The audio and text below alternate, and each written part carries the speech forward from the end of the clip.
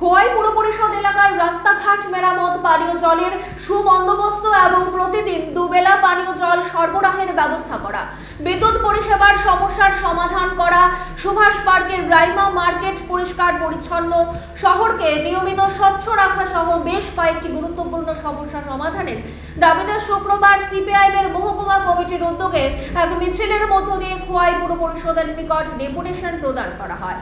এদিনের এই মিছিলটি খোয়াই সুভাষ পার্ক অঞ্চল অফিস থেকে শুরু হয় এবং খোয়াইয়ের বিভিন্ন পথ পরিক্রমা করে খোয়াই সিপিআইএম জেলা কার্যালয়ের সামনে এক সভায় মিলিত হয়।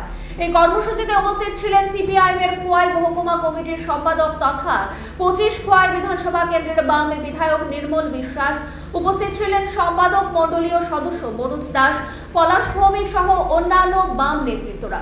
পরবর্তী সময়ে সভা শেষে 5 জনের এক প্রতিনিধি দল খোয়াই পুর পরিষদের প্রধান অধিকর্তা চারু বর্মার সাথে সৌজন্যমূলক সাক্ষাতের মধ্য দিয়ে 11 দফা দাবি সনদের প্রতিলিপি তুলে ধরেন।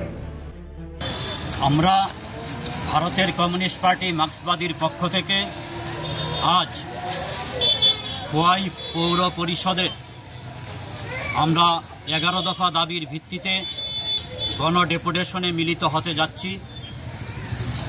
এই সময়ে খোয়াই পৌর এলাকার জনস্বার্থ সংশ্লিষ্ট গুরুত্বপূর্ণ কিছু দাবিকে সামনে রেখে আমরা সিপিআইএমের পক্ষ থেকে আজ এই ডেপুটেশনে যাচ্ছি।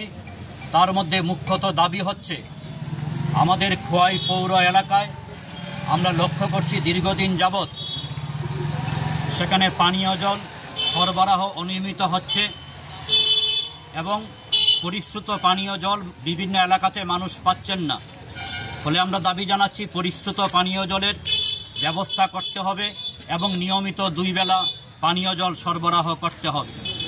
আমরা দাবি জানাচ্ছি আমাদের খোয়াই শহরের উপর দিয়ে বয়ে চলা একটি গুরুত্বপূর্ণ ছড়া লালছড়া, এই লালছড়ার ভাঙ্গন বিশেষ করে খোয়াই দশরথ দেব মেমোরিয়াল কলেজ থেকে লালছড়া এলাকার বিভিন্ন পাড়ায় সেখানে ভাঙ্গন দেখা দিচ্ছে। এতে মানুষ সেখানে তাদের বাড়িঘর রক্ষা করবার প্রশ্নে চিন্তিত হয়ে পড়ছেন। আমরা দাবি করছি প্রশাসনের নিকট দ্রুত সেখানে কার্যকরী ব্যবস্থা গ্রহণ করা হোক লালছড়ার ভাঙ্গন রোধ করবার প্রশ্নে। আমরা দাবি করছি একটি গুরুত্বপূর্ণ প্রকল্প শ্রমজীবী মানুষের জন্য 12। আপনারা জানেন পূর্বতন বামফ্রন্ট সরকার আমাদের রাজ্যে শহর এলাকার মানুষের জন্যে, বিশেষত শ্রমজীবী অংশের মানুষ তাদের কর্মসংস্থানের প্রশ্নে একটা গুরুত্বপূর্ণ প্রকল্প গ্রহণ করেছিলেন 12।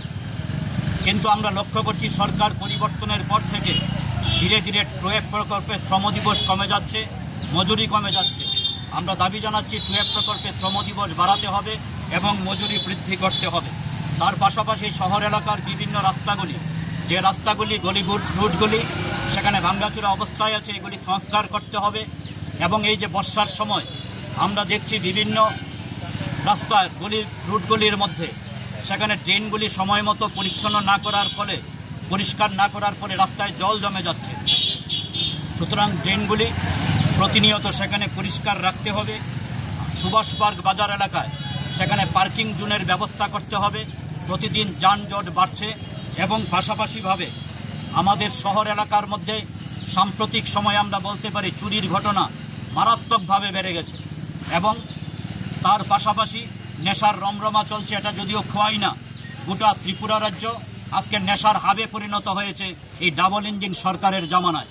তাই শহর এলাকার মানুষের নিরাপত্তা রক্ষার প্রশ্নে এবং এই নেশার রমরমা বন্ধ করবার প্রশ্নেও আমরা মনে করি শহরের বিভিন্ন গুরুত্বপূর্ণ জায়গাগুলিকে সেখানে সিসি জোনের আওতায় আনা দরকার, যাতে নজরদারি প্রশাসনের পক্ষ থেকে ভালোভাবে করা যায়। স্ট্রিট লাইটগুলি সেখানে প্রতিনিয়ত যেন মানুষ পরিষেবা পায় তার ব্যবস্থা করতে হবে। এই ধরনের গুরুত্বপূর্ণ 11 দফা দাবিকে সামনে রেখে আমরা